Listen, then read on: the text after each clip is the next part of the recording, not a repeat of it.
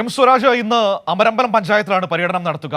രാവിലെ അമരമ്പലം സൗത്തിൽ നിന്ന് ആരംഭിക്കുന്ന പര്യടനം വൈകുന്നേരം പന്നിക്കുളം എന്ന് പറയുന്ന സ്ഥലത്താണ് സമാപിക്കുക. മന്ത്രിമാരായ ആർ ബിന്ദു, വി അബ്ദുറഹ്മാൻ, ഒപ്പം തന്നെ കൃഷിമന്ത്രി P Prasad, O R Kelu, GR Anil, അങ്ങനെ പ്രധാനപ്പെട്ട മന്ത്രിമാരൊക്കെ ഇന്ന് വിവിധ യോഗങ്ങളിൽ പങ്കെടുക്കുന്നു. അതേസമയം തന്നെ മുത്തേടം, പോത്തുകൽ എന്നീ പഞ്ചായത്തുകളിലാണ് UDF സ്ഥാനാർത്ഥി ആര്യാടൻ ഷൗക്കത്തിന്റെ പര്യടനം. നമുക്ക് നോക്കാം ഇന്നത്തെ പര്യടന വഴികൾ എങ്ങനെയാണെന്ന്. അമൽനാഥ് നമ്മളോടൊപ്പം ചേരുകയാണ് നിലമ്പൂരിൽ നിന്ന് സ്ഥാനാർത്ഥികളുടെ പര്യടനങ്ങളുടെ സമഗ്ര വിവരങ്ങൾ നൽകാനായി. അമൽ, ഗുഡ് മോർണിംഗ്. ഇതെവിടെയാണ് നിൽക്കുന്നത്? രാവിലെ സ്ഥാനാർത്ഥികളുടെ പര്യടന പരിപാടികൾ എങ്ങനെയാണ്? എം സ്വരാജ് ഇന്ന് തുടക്കത്തിൽ രാവിലെ എവിടെയാണ് പര്യടനം തുടങ്ങുന്നത്? മറ്റു കാര്യങ്ങൾ എന്താണ്?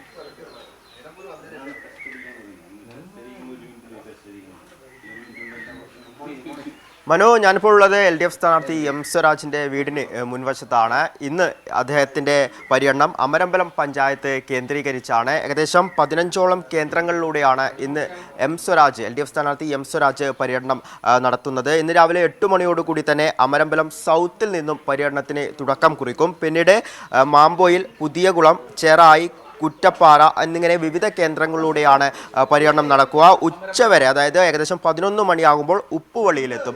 അവിടെ ആകുമ്പോഴേക്കും ഉച്ചവരെയുള്ള പര്യടനങ്ങളൊക്കെ തന്നെയും പൂർത്തിയാക്കും. പിന്നീട് 3 മണിയോടുകൂടിയാണ് ഇന്നത്തെ രണ്ടാം ഘട്ട പര്യടനത്തിലേക്ക് കടക്കുക.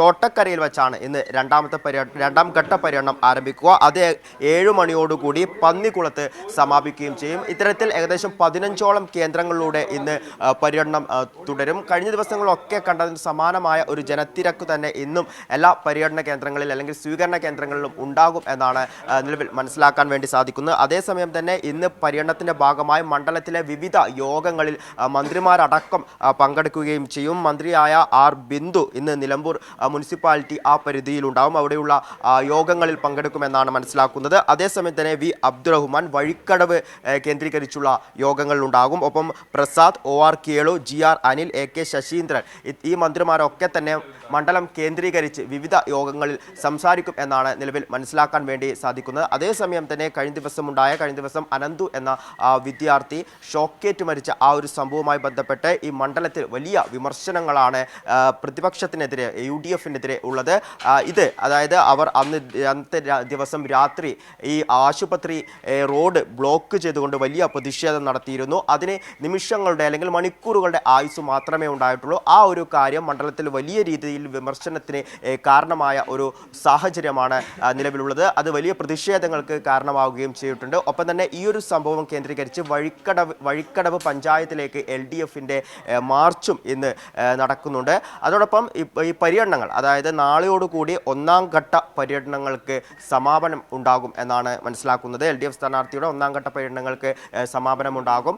കഴിഞ്ഞ ദിവസങ്ങളൊക്കെ നോക്കുകയാണെങ്കിൽ ഓരോ സ്വീകരണ കേന്ദ്രങ്ങളിലും വലിയ ആൾത്തിരക്ക് തന്നെ നമുക്ക് കാണാൻ വേണ്ടി സാധിച്ചിരുന്നു. അതായത് ചില വിമർശനങ്ങൾക്ക്, അതായത് UDF വലിയ രീതിയിലുള്ള വിമർശനങ്ങൾ ഉന്നയിച്ചുകൊണ്ട് അല്ലെങ്കിൽ വിദ്വേഷ പരാമർശങ്ങൾ ഉന്നയിച്ചുകൊണ്ടായിരുന്നു ഈ ഒരു തിരഞ്ഞെടുപ്പിനെ നേടുന്നത്. ഈ ഒരു സാഹചര്യത്തിൽ കഴിഞ്ഞ 9 വർഷക്കാലമായിട്ടുള്ള LDF-ന്റെ വികസന നേട്ടങ്ങൾ മുന്നോട്ട് വെച്ചാണ് എല്ലാ സ്വീകരണ കേന്ദ്രങ്ങളിലും LDF സ്ഥാനാർത്ഥി എം സ്വരാജ് ജനങ്ങളെ അഭിസംബോധന ചെയ്തിട്ടുണ്ടായിരുന്നത്. എല്ലാ സ്വീകരണ കേന്ദ്രങ്ങളിലും അദ്ദേഹത്തിന് എടുത്തു കാണിക്കുവാൻ വേണ്ടി ഓരോ ഉദാഹരണങ്ങൾ അദ്ദേഹത്തിൻ്റെ ചുറ്റും തന്നെ ഉണ്ടായിരുന്നു. അതായത് ഹൈടെക് ആയുള്ള സ്കൂളുകൾ, ഒപ്പം തന്നെ മികച്ച ആശുപത്രി സൗകര്യങ്ങൾ, റോഡുകൾ, പാലങ്ങൾ, അത്തരത്തിൽ ഓരോ കാര്യങ്ങളും എടുത്തു പറഞ്ഞുകൊണ്ടാണ് അദ്ദേഹം ഓരോ സ്വീകരണ കേന്ദ്രങ്ങളിലും ജനങ്ങളുമായി സംവദിച്ചിട്ടുണ്ടായിരുന്നത്. അദ്ദേഹത്തിൻ്റെ ഈ വികസന നേട്ടങ്ങൾ അദ്ദേഹം പറയുന്നത് കേൾക്കുവാനും അദ്ദേഹത്തെ കാണുവാനും ജനങ്ങളുടെ ഒരു ഒഴുക്ക്, അതായത് ചില കേന്ദ്രങ്ങളിലേക്കൊക്കെ എത്തുമ്പോൾ എം സ്വരാജ് അല്പം വൈകിയൊക്കെ, അതായത് ഓരോ കേന്ദ്രങ്ങളിലേക്ക് വരുമ്പോഴും വഴിയോരങ്ങളിലടക്കം അദ്ദേഹത്തെ കാണുവാൻ വേണ്ടി നിരവധി പേരുണ്ടായിരുന്നു. അപ്പോൾ തന്നെ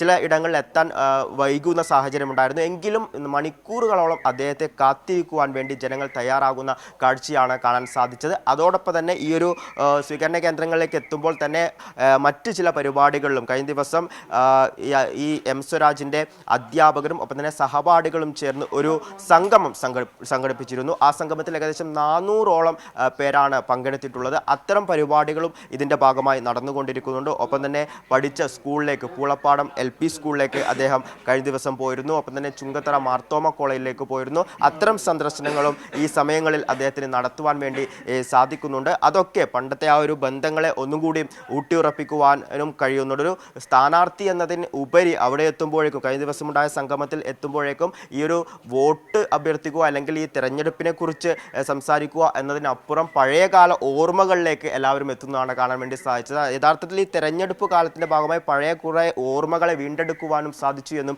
എം സ്വരാജ് പറയുന്നുണ്ട്. അത്തരത്തിൽ വളരെ നല്ല രീതിയിൽ തന്നെ എം സ്വരാജിന്റെ പര്യടനം പുരോഗമിക്കുന്നതാണ് കാണാൻ വേണ്ടി സാധിക്കുന്നത്. വലിയ ജനത്തിരക്ക് അല്ലെങ്കിൽ ജനപിന്തുണ തന്നെയാണ് മണ്ഡലത്തിൽ നിന്നും അദ്ദേഹത്തിന് ലഭിച്ചുകൊണ്ടിരിക്കുന്നത്.